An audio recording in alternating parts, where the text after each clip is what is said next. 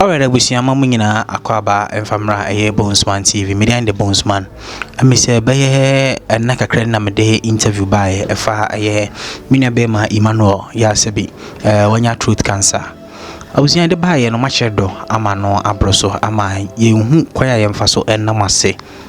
ene baaya na me mama ipe eye 16,000 Ghana cedis for eye EMMANUEL yare no kwa na 4,000 cedis for eye ne dan rent abusia matima chedo ama yetimi akeka yensase enya eye 16,000 Ghana cedis na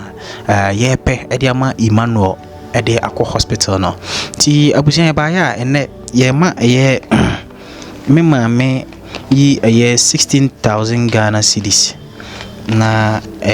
ono so atimi aboa no ama watimi de EMMANUEL akọ hospital oye kan sika no 160 million ti ma me wa ha no ma ye de sika no be ma no me na ye na se amentino ma me wa ha na ono so wo kan bia na de be ma na ono so aka edamo asi bebre dia se de kan ekoma nyankopon efise nyame na enam moso ama medi hu mo ti samwa kire edo enti se ya de asedama nyame ena wo enam moso ma yenya esika yinsusu ya de asedama ena ahwefo a ehweye ayi won toboa eni wan ho fama ede maaye no de amene me bayi kan ne se nyame onhyira wo mo Ewurade nye omo kase bebi obi ayi free ye no onyame a oya anam hyanya nkopon no onhye omo anam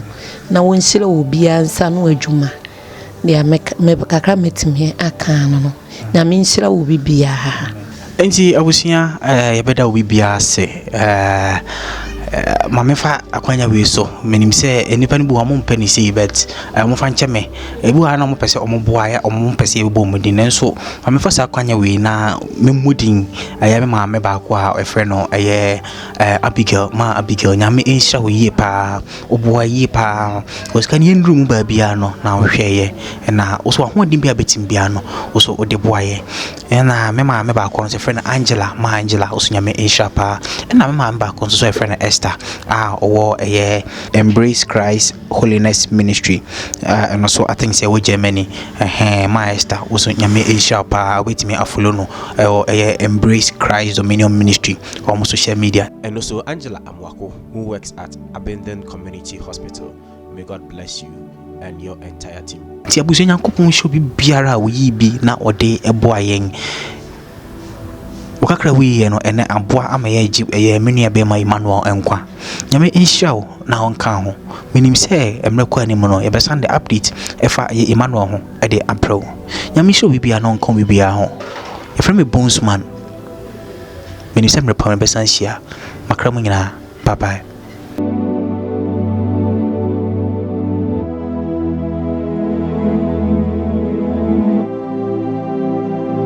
Interview we so ani ji ho a bo modern aso beko YouTube no search for Bonesman TV, like it, subscribe it. Subscribe na so a adoma keto be ba nchen na waboso na select all na ade bi ade betu obi an wonsa atimi akabi bo modern aso be san so a share